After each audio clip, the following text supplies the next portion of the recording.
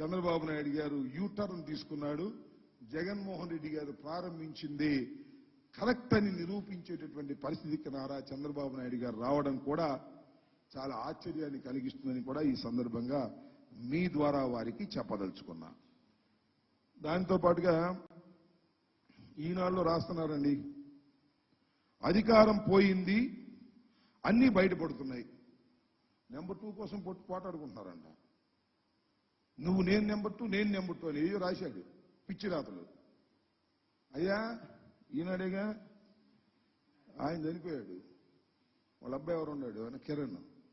అయ్యా కిరణ్ గారు, అసలు మా పార్టీలో నెంబర్ 2లు ఉండరు, నెంబర్ 1, నెంబర్ 3లు, నెంబర్ 2లు ఇవి ఉండరు. మీ పార్టీలో ఉన్నారేమో, ఉన్నారుగా. అప్పుడు నెంబర్ 1, నెంబర్ 2, మళ్ళీ ఫారిన్ బాడీ ఒక ఆయన ఉన్నాడు, నెంబర్ 3. మా పార్టీలో వైఎస్ఆర్ కాంగ్రెస్ పార్టీలో there is no question of number 2. ఏకైక నాయకుడు జగన్మోహన్ రెడ్డి గారే. ఆయన వెంటే మేమందరం ఉంటాం, పని చేస్తాం. ఎవరికి ఏ పని అప్పజెబితే ఆ పని చిత్తశుద్ధిగా చేసేటటువంటి ప్రయత్నం చేస్తాం. మాలో ఏదో గందరగోళాలు ఉన్నాయి, అధికారం పోయింది, గందరగోళం ఉంది, ఈ పార్టీని చీతిమేద్దాం, నలిపేద్దాం అని మీ నాన్నగారు, నువ్వు, చంద్రబాబు ప్రయత్నం చేసినా అవన్నీ అవ్వవు. చాలా జరిగాయి ఇంతకుముందు. ఈ పార్టీ పుట్టిన తర్వాత అనేక మంది అనేక రకాల కుట్రలు చేశారు. అన్ని కుట్రలను ఛేదించుకొని ముందుకు వచ్చినటువంటి వ్యక్తి జగన్మోహన్ రెడ్డి గారు. ఇప్పుడు ఓటమి పాలైనా మీరు ఎన్ని కుట్రలు చేసినా అన్ని కుట్రలని ఛేదించుకొని బయటికి వచ్చేటటువంటి శక్తి, సామర్థ్యం పైన భగవంతుడు రాజశేఖర రెడ్డి గారు మాకు ఇచ్చారు. అనేక కుట్రలు జరుగుతాయి. ఓటమి పాలైన తర్వాత మమ్మల్ని అనేక రకాలుగా చేయాలని చూస్తారు. దేనికి భయపడటానికి మేము సిద్ధంగా లేవు. అనేక మంది మీద 307లు పెట్టారు, అనేక మంది మీద అరెస్ట్ చేసే కార్యక్రమాలు చేస్తున్నారు. ఆయన చెవిరెడ్డి భాస్కర్ రెడ్డి గారు అబ్బాయిని దుంపదేగా ఏదో సినిమాలో చూపిస్తారే, గజ దొంగలను అరెస్ట్ చేసినట్టు, టెర్రరిస్టులను అరెస్ట్ చేసినట్టు వెళ్ళి అదే బెంగళూరు ఎయిర్పోర్ట్కి వెళ్ళి బ్రహ్మాండంగా ఒక 100 మంది 200 మంది పోలీసులు వెళ్ళి తీసుకొచ్చి ఏం చేశారు, 41 నోటీస్ పంపించారు. దాన్ని పిలిస్తే వచ్చేవాడుగా. ఇంకా చాలా మంది మీద కేసులు పెడుతున్నారు కొత్తగా.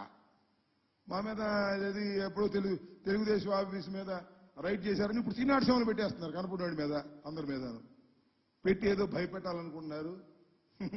మీరు పెట్టే భయాలకు భయపడటానికి వైఎస్ఆర్ కాంగ్రెస్ పార్టీ కార్యకర్తలు కానీ నాయకులు కానీ సిద్ధంగా లేరనే విషయాన్ని దయచేసి తెలుసుకోండి. ఇలాంటి యూటర్న్లు మీరు తిప్పుతూ ఉండండి. మీరు గిన్నీస్ బుక్ రికార్డుకి ఎక్కుతారు. ప్రజలు మిమ్మల్ని చీదరించుకోవటం ప్రారంభించారు, చీదరించుకుంటారు. గుర్తుపెట్టుకోమని ఈ సందర్భంగా నేను చెప్పదలుచుకున్నాను. ఇంకా ఓకే.